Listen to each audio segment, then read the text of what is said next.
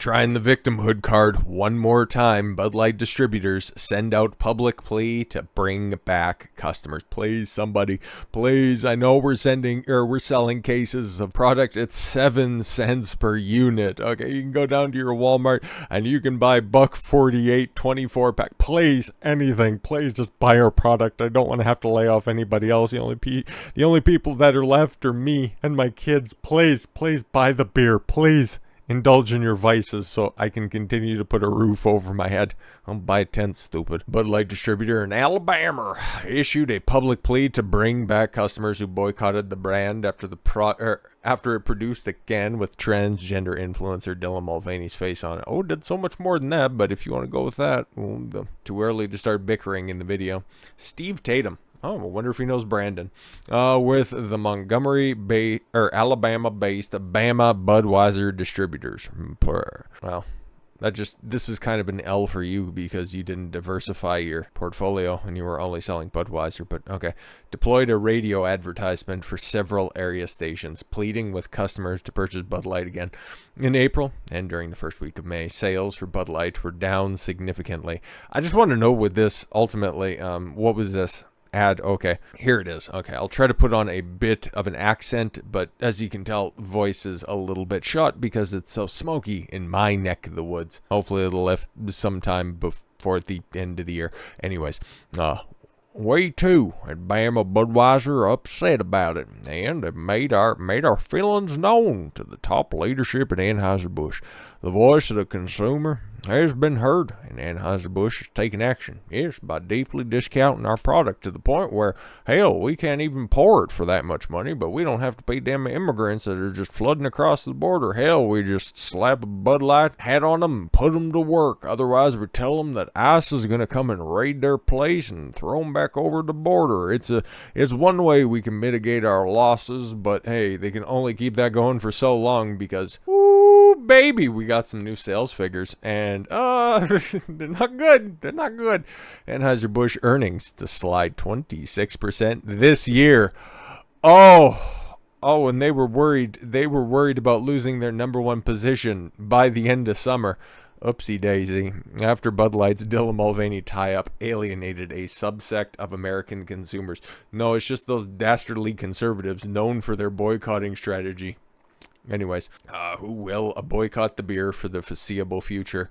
Yeah, we'll see though. We'll see, because I still think we're just going to have to wait for another backlash that gets to this level, and I'm still waiting because June's going to be rolling around, and I know that the season has started, but all of the more insane shit's really going to kick up, but I can't even prognosticate what could possibly overtake this as being the biggest scandal involving a complete overthrow of a consumer base. I can't theorize it at this point in time. Like, maybe a chick pretending to be a dude selling condoms, like maybe. But even, I don't know, man. I'm having a tough time. Anheuser-Busch earnings will decline 26% in the United States this year after Bud Light alienated swaths of its customers through a tie-up with trans influencer Dylan Mulvaney. JP Morgan analysts have predicted. Oh, some of them boys are finally peering into this. Interesting. Okay.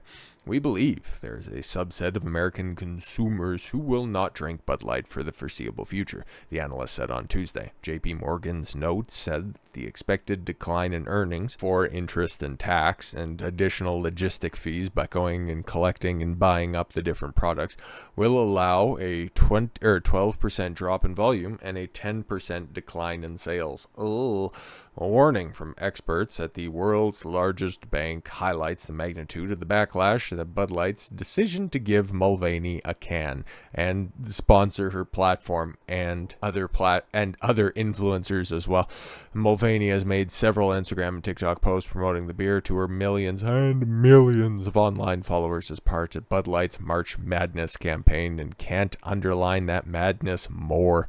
But yeah, as you can see, a nice little graphic that they have right there, just showing from April 8th all the way down to May 13th. it ain't good. And it continues to get little by little, though, little by little, because the big drop-off was definitely April 15th.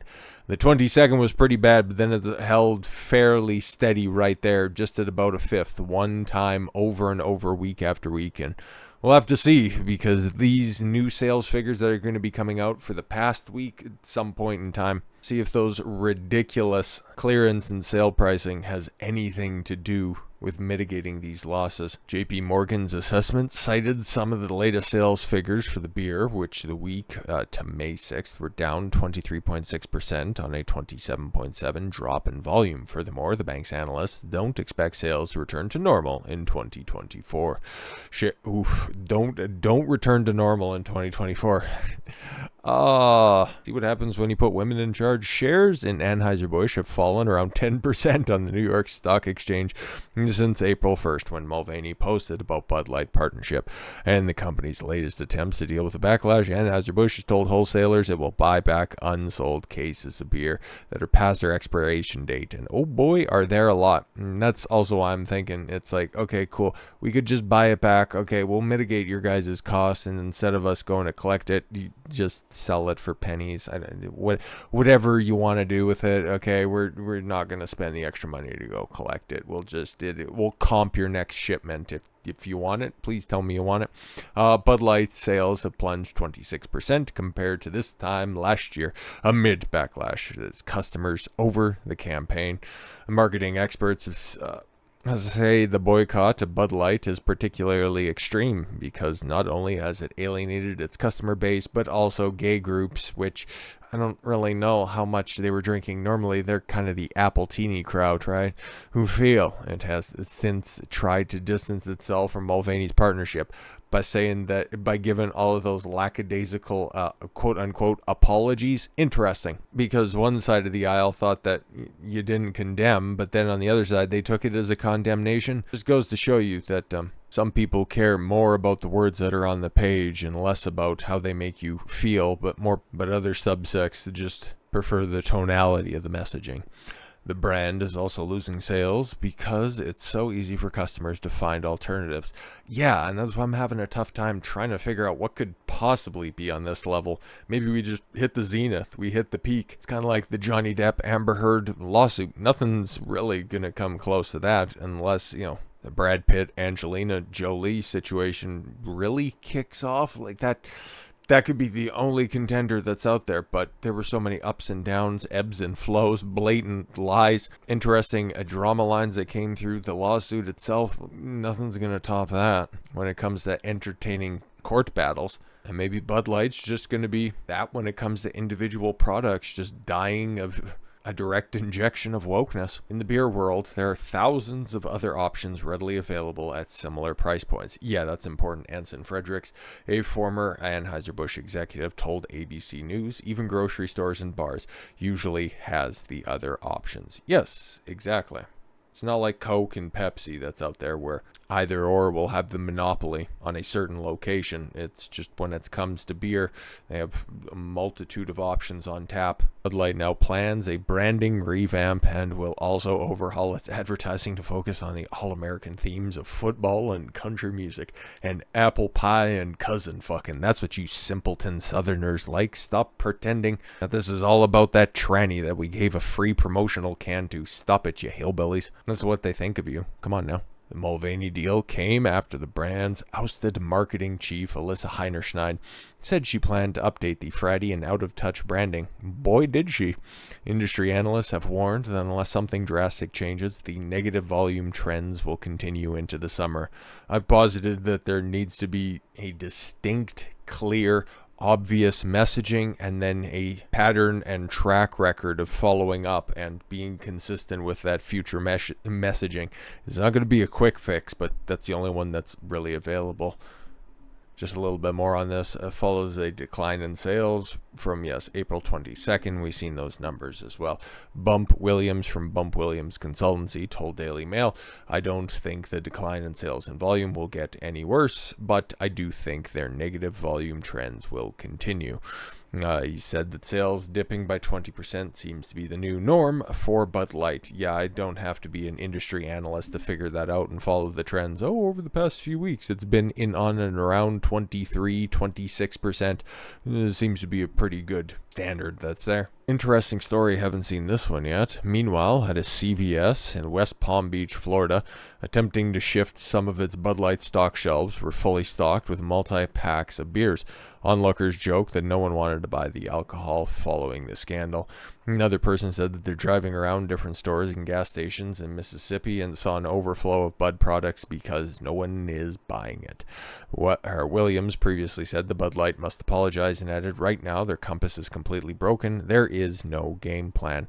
Yep, that's what ends up happening with the rigidity of a business that is grown to be that large, because, okay, Bud Light's the single largest, or at least at some point in time prior to about 2 months ago, the #1 best-selling brand in all of alcohol, in all of beer. But then that's just one brand under the Anheuser-Busch umbrella, which is, of course, another company in the InBev structure. So once you have that many that multitude of layering, corporate layering that's there, there's management on top of management on top of management, and everything is just expected to kind of run as expected. And that's why they can't on the fly fix anything, because everything is planned out years in advance. So yeah, if this was just a local brewer who could call the shots on the fly, totally different situation. This would already be done and dusted. But I guess it's better for people that just like to talk about this subject, and for you guys that like to listen to it as well, because it's a never-ending wellspring of absolute insanity. So let's just enjoy the ride at this point in time, shall we?